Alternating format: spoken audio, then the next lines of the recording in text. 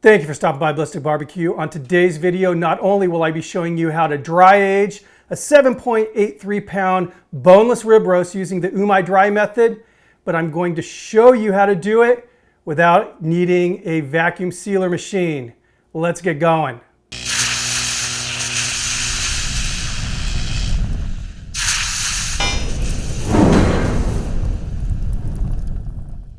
And here is the star of today's show. 7.83 pounds USDA prime rib roast, boneless. Look at the marbling on this thing is spectacular. Now, as you can see, this is not cryovac. It came off the butcher's shelf, and it's a little drier than meat that's being packaged in cryovac. So there's some preparation we need to make. Now, if you have the meat that's in the cryovac bag, that's a good thing. Basically, you're going to just drain the purge off, and then using the clean exchange method, you'll put it in the bag. I'll have a video linked up here now. This is actually, it's right here, of a brisket that I've done showing you how to do that dry exchange method. It's very important when you're going to be using the UMAi bags that you do not blot them dry with a paper towel. It needs to be moist. Now, if it's dry like this, or if you do happen to wipe it off and then you're having trouble getting a good tight bond, we need to reactivate the proteins in this meat. And I'm going to show you how to do that right now. All right, so obviously this is my sink. I'm just going to turn on some cold water. Really complicated stuff here. I'm just going to basically rinse off the meat, get it wet. I'm not going to dry it off. I'm going to transfer it onto this tray. Now, one thing you need to make sure is that the surface that the meat is resting on is nice and clean, and the tray that it is resting on right now just literally came out of the dishwasher, so it's pretty much sterilized. All right, now all there is to do is allow this meat to sit here and rest for about 5 minutes. The water on the surface of this roast is going to reactivate those proteins. It's going to get nice and sticky on the outside, which is perfect for getting that nice tight bond inside this UMAi bag. So I'll see you guys in 5. All right, 5-10 minutes have passed, and this meat is ready to go. The surface is nice and tacky. Now, for this particular dry age session, I'm using a strip loin bag, which is actually way more bag than I need. This is 16 by 24. The roast bag would have been perfect, but this is all I had, so this is what I'm going with. So first thing I'm going to do is just cuff the bag. Now, a couple things. This is not a regular plastic bag. It's not a regular plastic bag. It's more of a membrane. It's going to bond with those proteins on the outside of this meat, and it's going to allow for an oxygen exchange, and it's going to allow for moisture to leave the meat. It's going to leave the meat. It's crazy stuff. And there won't be any, foul odors penetrating or anything. And also your refrigerator will smell fine. I get those comments all the time. This is not wet aging. Wet aging is done by simply leaving the meat in its cryovac bag. It'll desiccate the outside of the meat. I mean, it's kind of magic stuff. So what I'm going to do is, again, just cup the bag just to keep the outside of the bag, the rim of the bag, dry as far as from meat juices.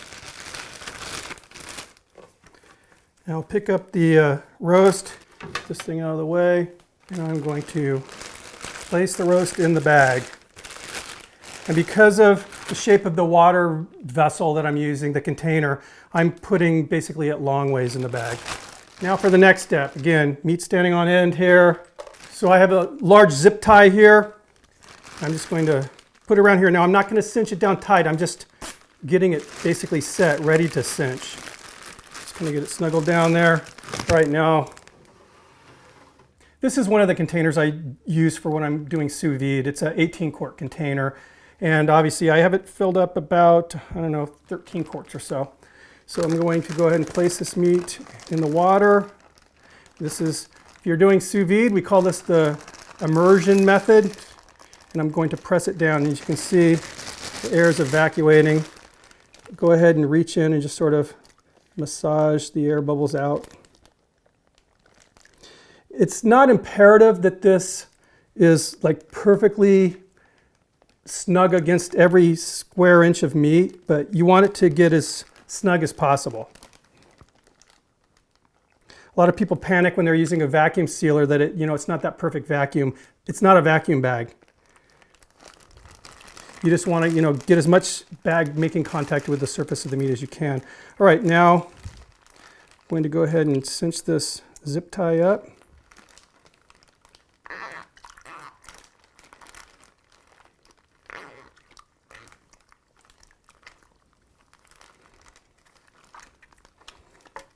Now I'm going to take one more zip tie.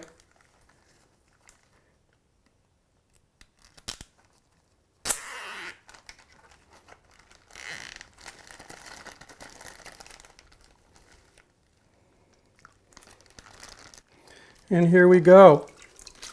As you can see, very, very tight bond. I mean, this is as tight as you'd get from a vacuum sealer machine, so that's great. Put it on a tray here. Now I'll go ahead and snip the zips. Now, this next step I'm going to do probably is not necessary, but I'd rather be redundant when it comes to things like this. So I'm just going to twist the top of the bag.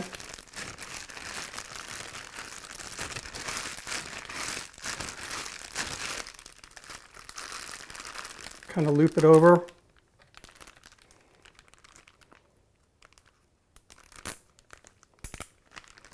One more. I mean, zip ties are cheap.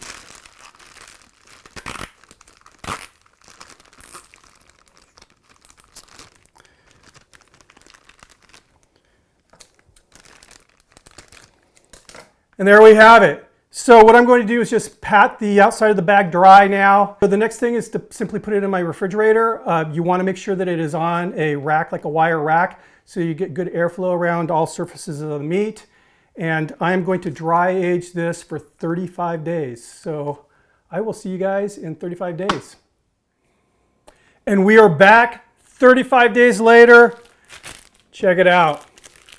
So as you can see, we have a really nice bond on this meat. It looks really good. Let's go ahead and unwrap this bad boy.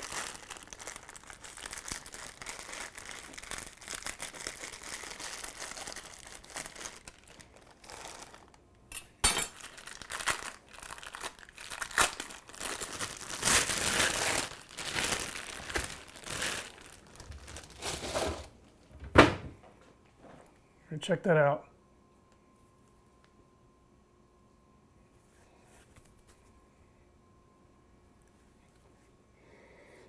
So it smells good. I mean, it actually smells really good. Just nice beefy smell. It's not pungent or anything. Let's see how much weight we lost here. So as you guys know from the beginning of this video, this went in the bag at 7.83 pounds, and it now weighs 6.12. So it definitely lost some water weight, and that's good. Let's get this bad boy staked out. First thing I'm going to do is just cut off the ends here.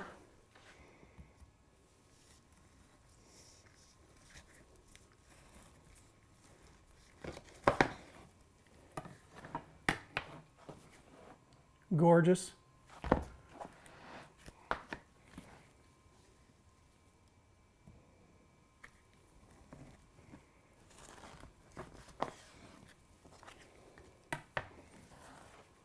Nice.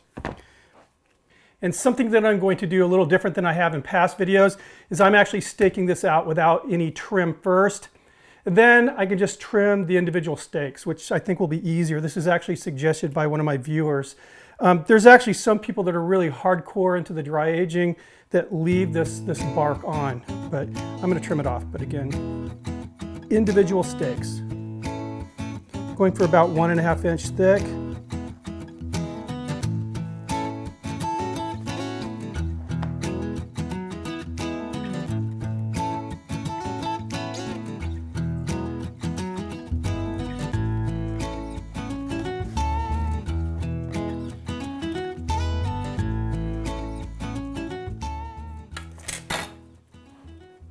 And there we are, beautiful. And again, it smells really, really good.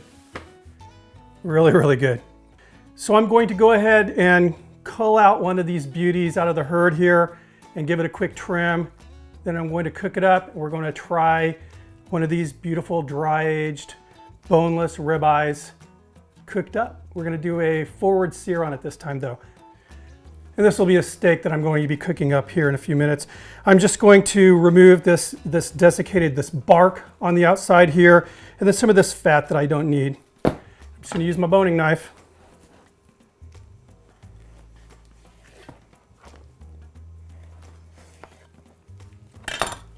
And here we are. Beautiful. It's over a pound. Meet you guys outside. We're going to grill this bad boy up.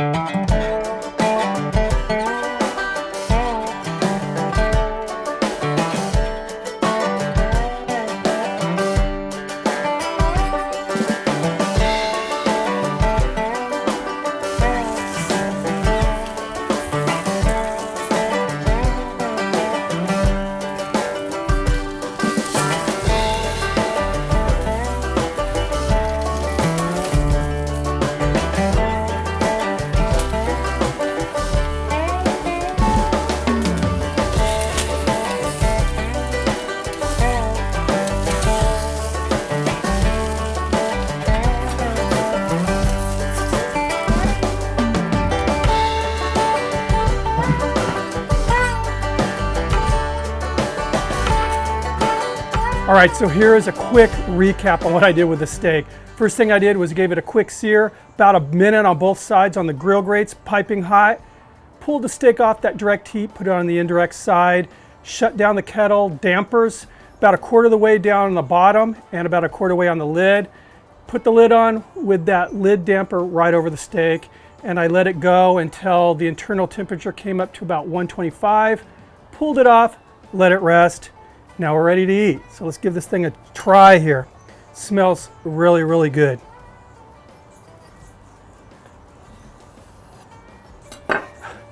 So I'm really happy with this. I mean, that in my opinion is a perfect medium rare. Let's go ahead and cut this into some slices.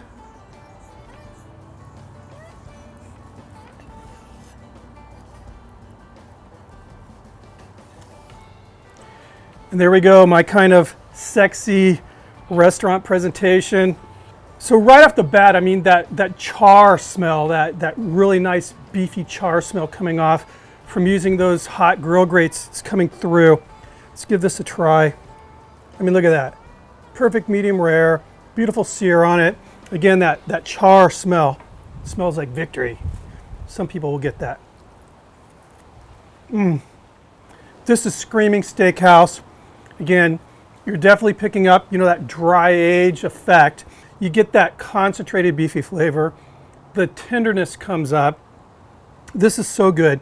There's a slight earthiness, but it's not like a funk. This is, for me, the sweet spot for, you know, steaks. I like between 30 and 35 days. I think that's the sweet spot for me. Some people like, you know, more of that kind of mushroom flavor, but for me, this is perfect, just perfect. I'm so happy with this, just everything, the dry age process and the cook. This is perfect for me. I'm really content right now. Talk about the UMAi stuff. I get a lot of questions regarding the UMAi dry bags. One of the questions I get a lot of is, do you need vacuum sealing machine to do this? I think I proved that you do not. Again, I just used the bag, a couple zip ties, and a tub of water, and this is what I ended up with. Perfectly dry aged meat. Another email I get a lot of, it's sort of a panicky email. You know, they used a vacuum machine, but it didn't get that nice tight bond like you would expect from a vacuum machine. Remember, you want it to get tight, I guess, but it doesn't need to be perfectly like vacuum sealed cheese, you know, if that makes any sense. More important than that is you want a nice weld. The heat seal needs to be very, very good. So again, err on the safe side. Always seal that seam twice. But again, a tub of water, some zip ties, and you're good to go as well. So pick your poison, I guess. Anyway, guys, thanks for stopping by. I appreciate it. If you're interested in UMAi, I'll have links down below. See you in the next video. Cheers.